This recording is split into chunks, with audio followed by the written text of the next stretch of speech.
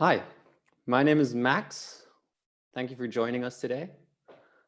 Today, our guest is going to be Mr. Ambassador Trevor Traina. Thank you for being here today. If you guys have any questions, we have a chat window open on the left side, I think. And if you have any questions, please feel free to ask them at any time. If they fit the topic, we will ask them immediately. And yeah, if not, we'll ask them in the Q&A session later on. Thanks. Trevor, do you want to introduce yourself? Well, thank you, Max. Thanks for having me, and hello to everyone. This is kind of a new experience for me. Normally, when I talk to students, I do it live in the room, and I get to see and meet all of you, which is part of the fun for me. So I'm really sorry that we're not together in person. I really hope at some point that I have a chance to actually meet all of you. But it's a privilege for me to be here talking with you, and it may be a little bit confusing, but I sort of wear two hats because yes, Max is right. I am an entrepreneur, guilty as charged. And so I grew up starting tech companies, but I am also an ambassador. Now I'm the American ambassador to Austria, living in Vienna. So that's the second hat. And I'll talk briefly about both, but then I look forward to conversation and to some questions. So I grew up in San Francisco. So I'm born and raised in California. And California is really home to a lot of the entrepreneurial, the tech boom of America. So that's what I grew up knowing. And when I was in school, I had already decided that I wanted to have my own company someday. I didn't want to go work for other people. I wanted to have my own opportunities, create my own success. And I didn't know exactly how I was going to do that. I didn't know what my idea would be. That was very frustrating, but I still knew in my heart that that was how I wanted to live my life. And so I grew up in San Francisco, and then I did my undergraduate education at Princeton University. And then I immediately went and got a graduate degree from Oxford University in international relations. And then I worked briefly in marketing.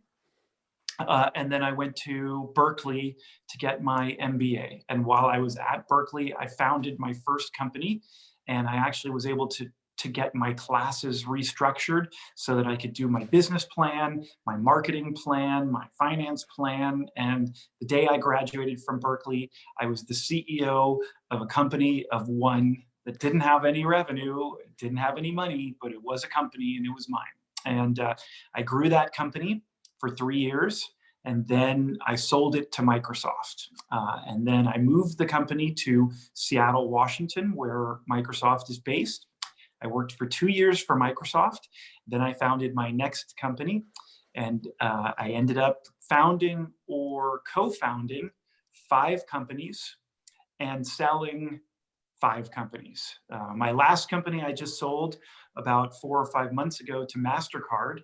I sold the company to Intuit, which makes a software called Quicken and QuickBooks, and so on and so forth. So I've built and sold 5 tech companies. And my passion is technology and entrepreneurship, and I love it and I believe in it. But in addition to being an entrepreneur, I am also the grandson of the former American ambassador to Austria. And so when I was a little boy, the first country in the world I ever visited was Austria. And I traveled around with my grandfather when he was ambassador, and I learned about diplomacy and I learned about Austria. And right now, you can sort of see this fancy background behind me, but I'm sitting in what was once my grandfather's house in Vienna, the house of the American ambassador, which is now the house where I live. When I was given the opportunity to become an ambassador, particularly when I learned it would be Austria, I couldn't say no. And so here I am, entrepreneur and ambassador. Thank you for that introduction. That's really interesting that you basically always had that dream and you followed it with that much passion. Let's start at the beginning. How did you, what was your first company that you sold to Microsoft? What did you do? What was your product? And how did you get that idea? Well, I always tell students and people who think about being entrepreneurs that I think the best way to be successful is to find a problem or a need and then come up with a solution to that problem. And there are two kinds of startups, two kinds of tech companies. You can be B2B or B2C. B2B means you're a business serving other businesses. So you work with other big companies, and B2C means you have something for consumers so that everyday people use. And either way, whether you're providing a service to other businesses or providing a service to consumers, you want to think about something they need, right? So if you go to Barcelona and you want to see what it's like to be like a local there, and you don't want to spend all the money on a fancy hotel, it would have been really nice to be able to stay in someone's apartment, right? And so three entrepreneurs realized that, and they founded Airbnb to do that. There's an example. So in my case, I had a lot of friends who were spending money on electronics and other products, but they weren't really sure if they were buying the best product or the right product, if there was maybe another thing they could buy that was cheaper or that had more features they wanted. And so I realized there were all these websites selling stuff, but no website that helped you figure out what you should buy. And so I created a company called CompareNet, which would help you compare every product and then buy with confidence, knowing you've done all your research. And then I sold that to Microsoft. And now if you go to msn.com/shopping, that's my company. Wow, that sounds really impressive that you actually integrated that and that's still accessible. I also feel really good if you created something that's still that you can still see and that's actually still helping people. Where did your path go? What was your second company? Well, I was at Microsoft for 2 years helping to integrate the acquisition. And then even though I loved Microsoft, it was a very interesting and dynamic company, I just realized I don't like working for big companies. In fact, I don't like working for other people. I liked working for myself. Of course, now look, I work for the US government, like the biggest organization practically on the planet. But at the time, I said, I want to go back to working for myself and to indulging my own creativity and riding that ride. Because when you're an entrepreneur, it's like a wild ride. You, when things are good, you're the happiest you've ever been in your life.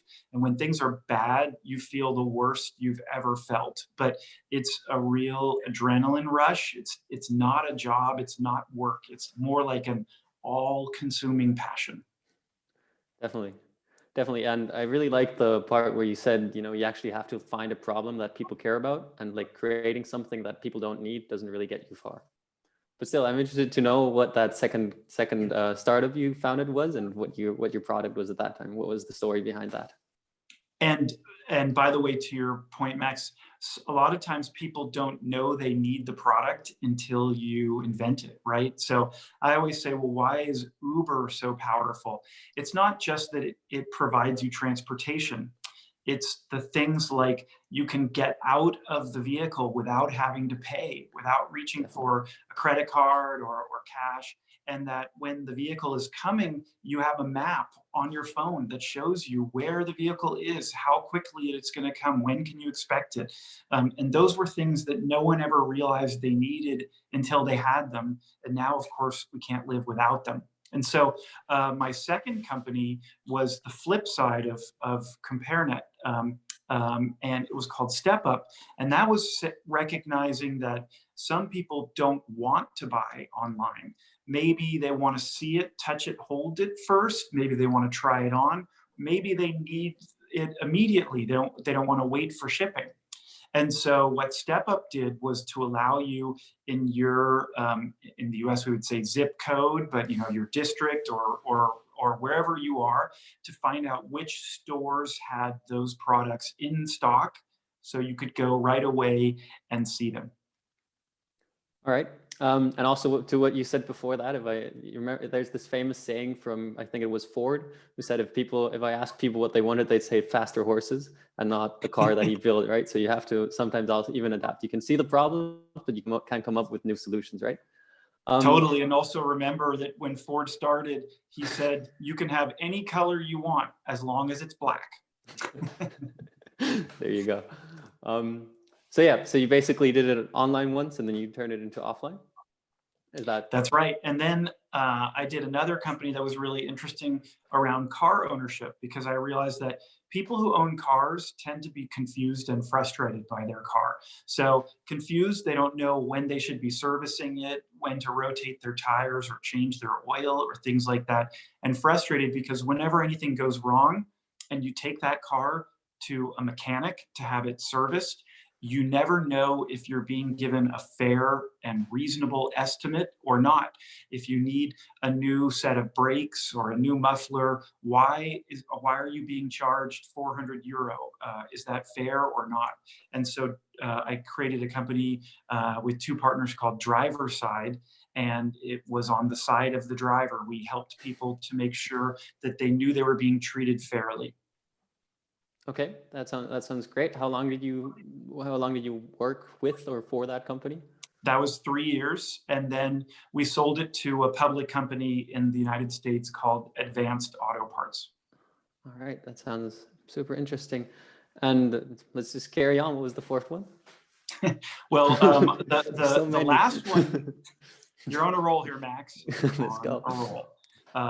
The last one was pretty interesting because I was looking around and observing my friends, and what I realized was that a lot of my friends weren't interested in spending their money on things. They didn't need another sweater or handbag or more physical things. And I realized there's all these great stores that sell physical things, but that my friends really wanted to spend their money on experiences instead of things.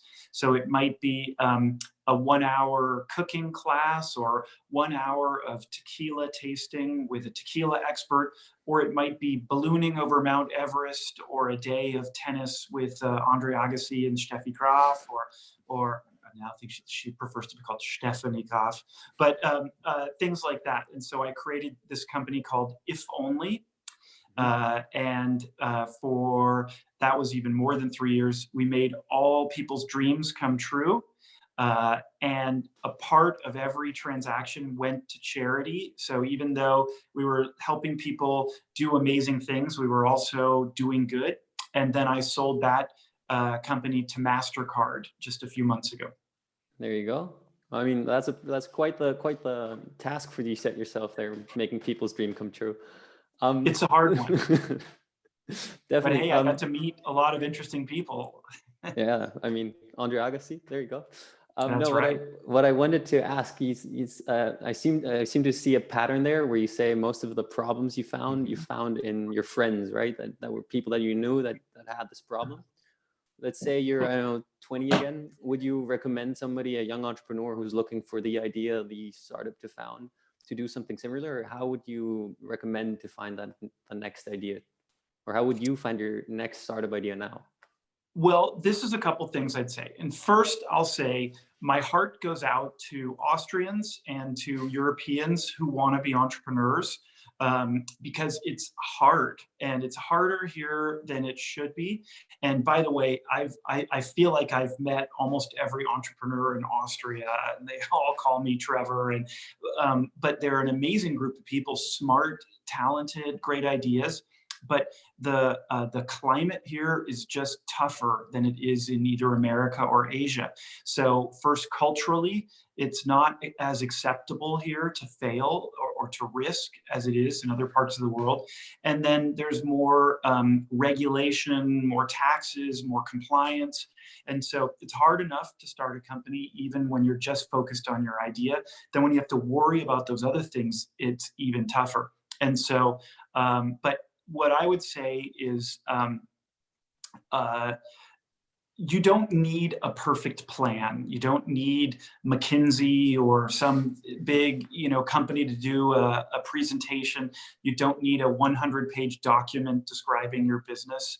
Sometimes when people do too much analysis, it leads to paralysis, but it's true that you don't get going. I think that it's more important to get an idea, maybe by talking to your friends, maybe by observing, get your own convictions, and be sure it's an idea that you like, because you're going to be living and breathing that idea for a very long time.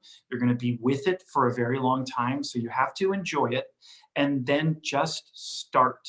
Don't wait for perfect. Just get going and learn as you go. Just start figuring it out. Take the first step, and learn as you go, because the momentum of movement is more important than the perfect plan. Definitely agreed.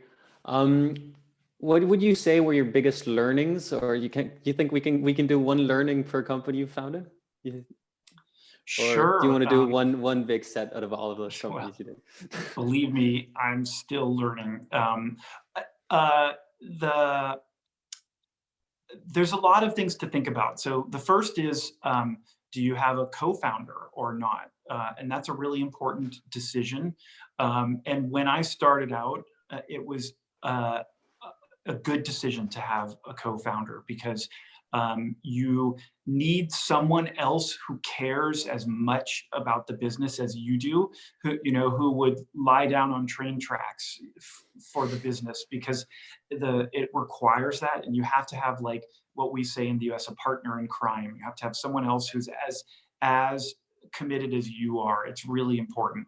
But then later, as if you have the opportunity to create multiple businesses and you get more experienced and more senior, then I think it's actually nice not to have a co-founder. That was something I learned the hard way, because you do make trade-offs and creative trade-offs, which are tough. The next thing is, it's really important to find the right people to hire for your business or to partner with. I used to think that only having the smartest people was the key. And yes, if you can find a superstar, they can take your business way farther. But if you should never compromise on chemistry. If you don't like the person, or you don't want to sit in a meeting with them, then you shouldn't stay working with them. And so in the US now, there's this mantra, which is hire fast, fire fast. But what that means is, if you realize that you're working with someone who either isn't perfect for the position or who you don't really enjoy being with, you should just recognize that right away and make a change. And the biggest mistakes I've made in my career have been waiting too long to, I know it sounds cruel, but it's not really cruel, to fire people. And usually they feel it too, and it's you're doing them a favor and yourself. Definitely, the topic of team is definitely super important when starting a company. Also, to what you said before, I just want to carry on that.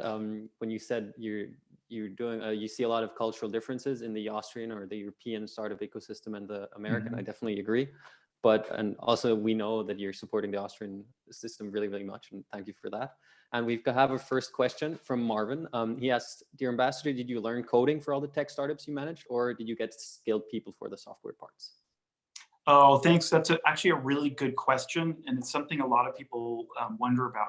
And the reality is, and I'm almost embarrassed to say it, but I'm not. No, I never learned how to code, and I've never been a particularly technical person, which is kind of funny for someone who's founded or co-founded 5 technology companies.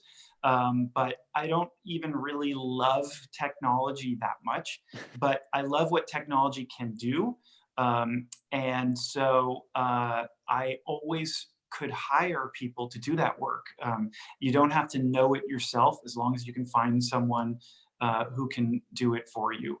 And, another, going back to Max, your question about mistakes, another really important thing that, and I'll use the the American words, and hopefully it'll be clear for all of you, but there's a very big difference when you're talking about your product between the benefits and the attributes of your product.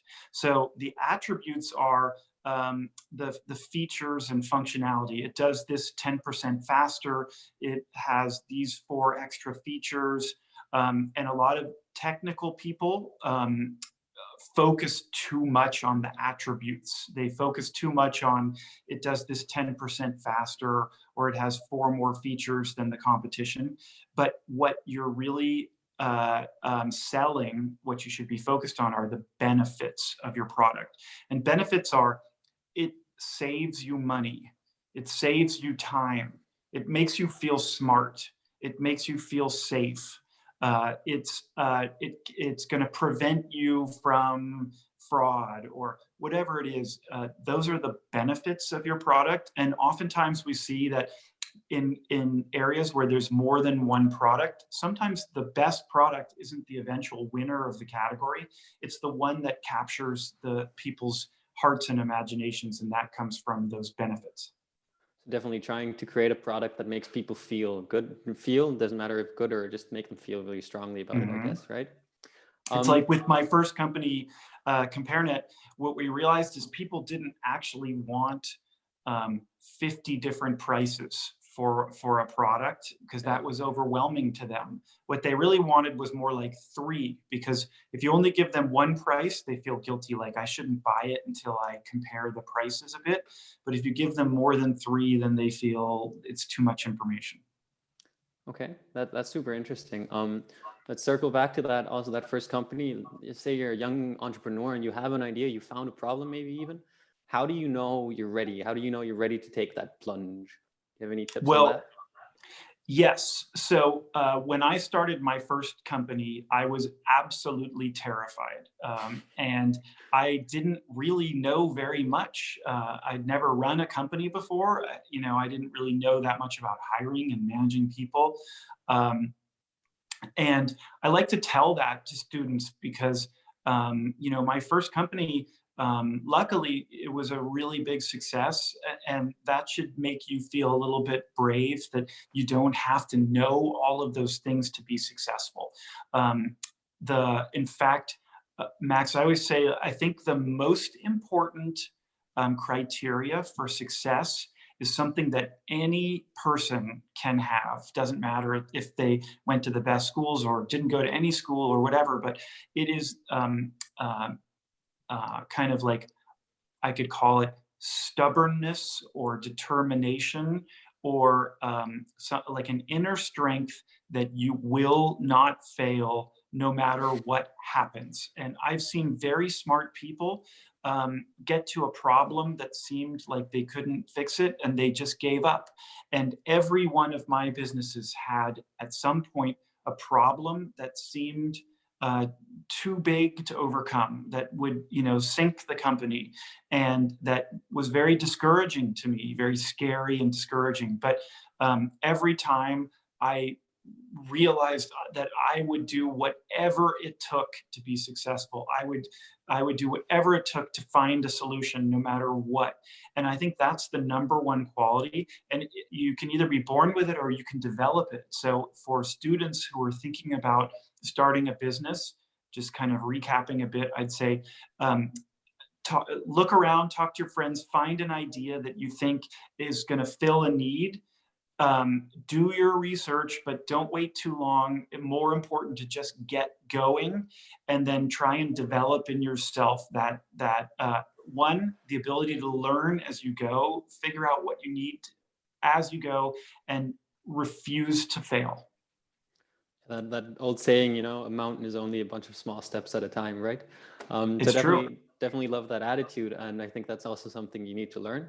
I'd like to stay at the whole topic of tips and advice, but first I want to tell the viewers or the people who are watching this, we're going to go to Q&A in the next 5 to 7 minutes, I reckon. So if you have any questions, I think now is the time, because we have a bit of a delay before we ask the questions. So please, now would be the time. Mr. Ambassador, which advice would you give a younger self if you were, I don't know, how old were you when you started your company, by the way? Well, I guess I was around 21, 22. There you go. I think what I would say is be brave, be bold, because and also just understand it's not for everyone. Some people were born to work for a big company and they like the security and they like the stability of just knowing what they're supposed to do, going to the office, doing that, and going home at a reasonable hour at the end of the day, and then not thinking about work again until the next day. And some people they prefer that. So are you that kind of person? Or are you the kind of person who wants the wild ride? And if you're the kind of person who wants the wild ride, then be brave and just go ahead and do it. Don't wait for perfect. Figure it out as you go. And as you mentioned earlier, the US Embassy here in Vienna, we have a lot of tools and resources for Austrians. In fact, we spend a lot of our money helping train Austrians to be better entrepreneurs because we think that that's good for everyone. And I always say, with honesty, there are really great things you can say about America, and there are some things you can say about America that aren't great.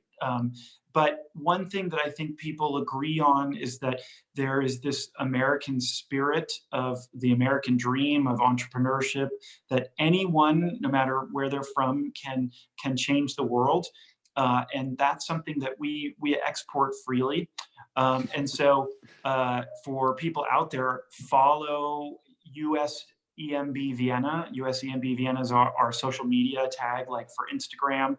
And then you'll see we do monthly breakfasts. We send Austrians to America for training. We have a program called Austria to Austin, for only the very smartest entrepreneurs can participate in that. Some of whom I might be looking at right now. And we just launched a new one, Austria to Silicon Valley. And we send Austrians to conferences around the world. So we work really hard to help prepare Austrians for success. Definitely, I think that's something the entire world admires about the US, right? This entrepreneurial spirit, this believing in themselves and starting things. And if we look at the last, 20 years, most of the radical innovation has come from there as well, right? So there's definitely things the rest of the world needs to learn. And I can personally attest to you're doing a great job in Vienna, and really I think the efforts you're doing, they're really reaching something and changing at least some of Viennese and Austrian society. So really my great thanks. Finishing Thank up you. and then moving into Q&A. Do you have something you want to pass on? One last thing, you've passed on enough, but you want to pass on, one last thing or a motto or something? Do you have a piece of wisdom you want to share? Well, I would just double down on the things that I was saying. And as I say, when I briefly had a job before I went to Berkeley, and I quit it. And I remember my grandmother saying, "You will never make more money than you're making, working for a big corporation, and you're foolish, and what are you doing?" And I'm sure everyone who's listening in today has, an oma, a grandfather, someone who's saying, take the sure route, don't risk it, don't be risky. And that is culturally a lot of the attitude of, in Europe. But I would say if in your heart you think you have the spirit of an entrepreneur, then what do you have to lose? Go ahead and just do it. Just do it. There you go. All right, let's start with the Q&A. We've got quite a bunch from Franz here. He started off with, what would your number one recommendation be for upcoming entrepreneurs under the age of 20? I think we've covered that quite thoroughly by now. So let's move on to the next one from Franz, and it's, what's your opinion of Arnold Schwarzenegger, and would you see him as an ambassador to the US for Austria?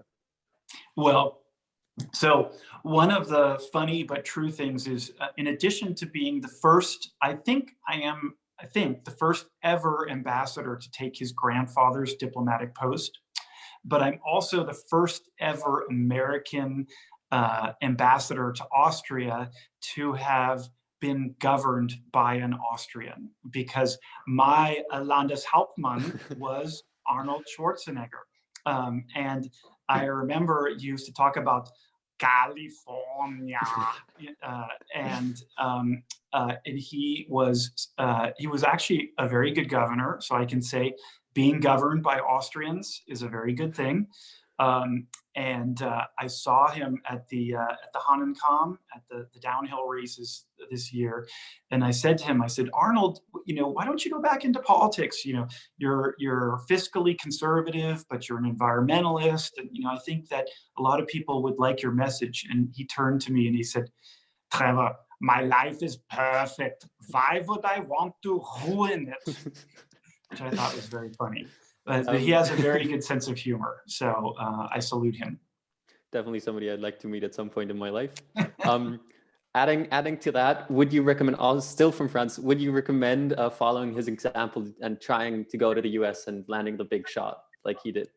Yes, I think he's an example of a couple great things. So number one, here's a guy from Styria, he's got sort of a strong accent, and, he probably didn't have the best education, but what a phenomenal story of one person who took every gift possible that life had given him, and he made the most he possibly could have made out of those gifts. He worked, he was tireless.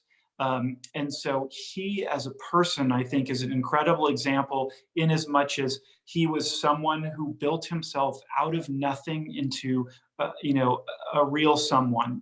And so I think his spirit is to be commended. But then I think also the fact that he moved to America allowed him, the opportunities to come from nothing and to build himself into, first, a successful bodybuilder, then a famous actor, then, a wealthy businessman, then the governor of the largest state in America. As I say, since 1918, no Austrian has governed more people than Arnold Schwarzenegger. He governed 40 million people. So what a huge success story. Definitely, and I'd argue that wouldn't have been possible over on this side of the pond. So good on him. Julian has the next question. It's, what's your favorite business idea right now? Do you have one you want to share? You can share?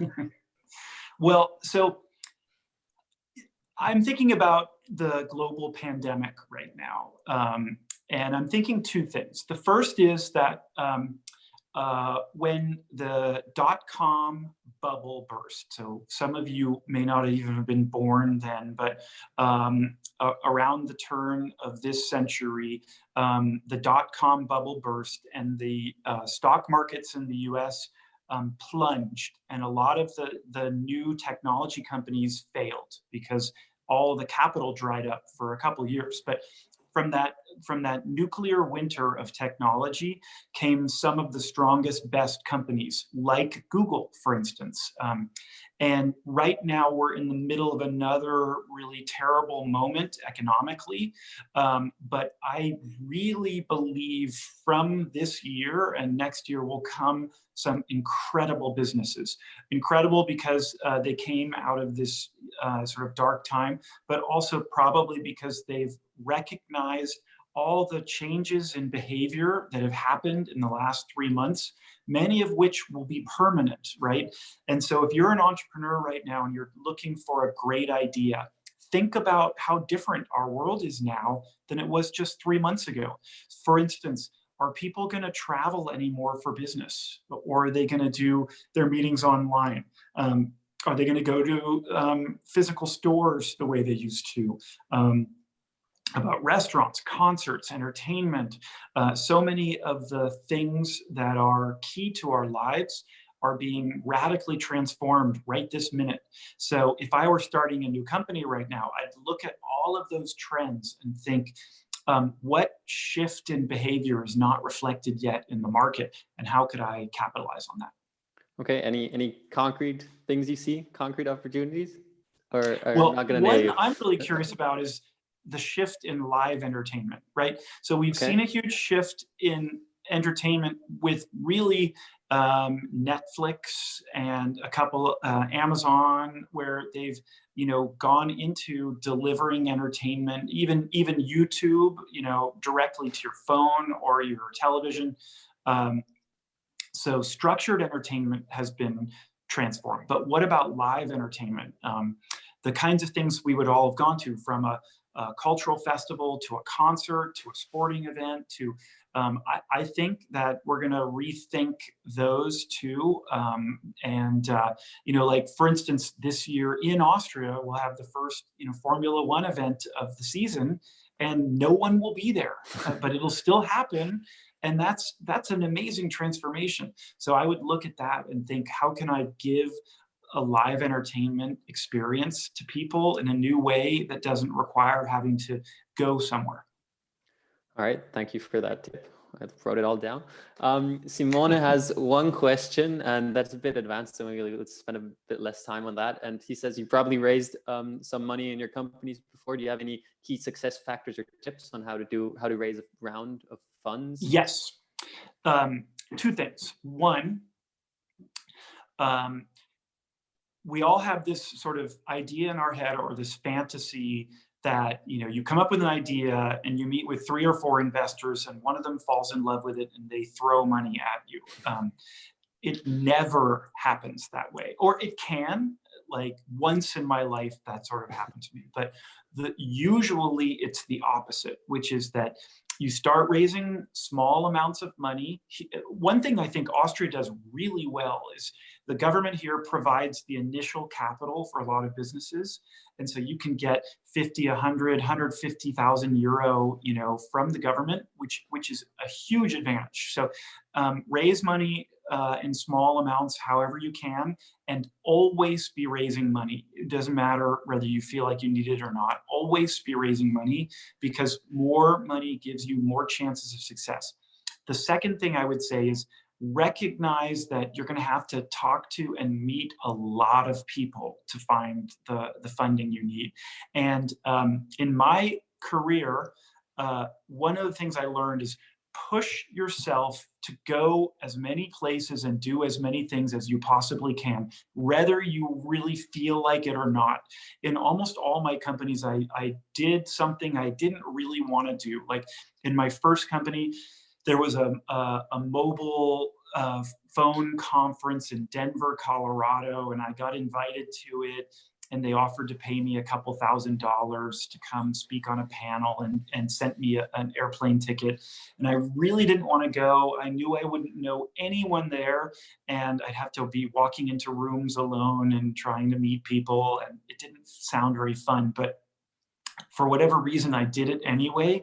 And I met a couple people, and then I was raising money for my first company, and we were out of all of our seed capital, and we were out of money, and we couldn't pay our rent anymore. And I was about to have to fire 30 people. And I was feeling about the most low I ever had in my life.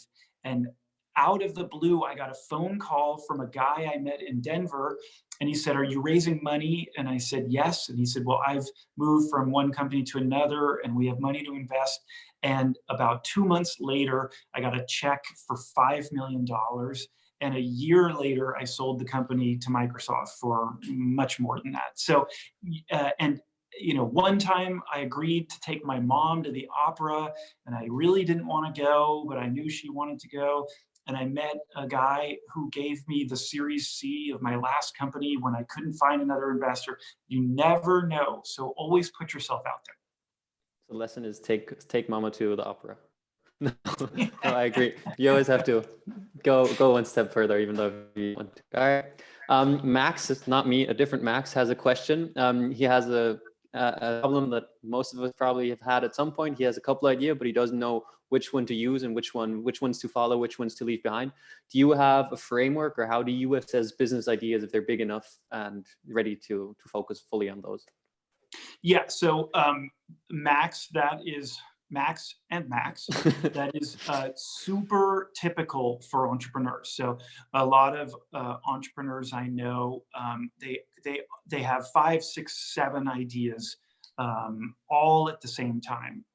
And that is kind of like a curse. You know, I have a really good friend. He founded a company called Zynga. He's a billionaire. He has the worst ADD, and I would tell this to him, so I'm not talking behind his back. He's always having 10 ideas, and I'm like, you have to focus. So what I would say is take each of your ideas and write up a one-page description with as much information as you can put in one page, including how big the market is, how much money it could possibly be worth, which other businesses might be willing to buy a company that did that, or what are your possible exit strategies. Put all that you can for each idea, and then sit down with a bunch of friends and present each idea and listen to yourself, listen to how you're talking about them, and listen to whether you're actually convinced yourself or not. And I'll bet you anything, just by doing that, it'll become obvious to you which is the real opportunity and which one isn't. All right, thank you so much for that. I think we have one last question. If anybody has any more, we can. Now is the last chance. If not, we'll have this one. Felix asks, what was the last thing or idea that made you say, wow, in a positive sense? And what was it? I think that was a schnitzel that I had in Graz. Now, the last thing that made me say, wow. We could actually use this in two senses. One's in like the last startup idea you saw, the last startup thing, and one's the last thing. You want to see it in the schnitzel, turn it in the schnitzel way. Yeah, it was a Tafelspitz Alpach.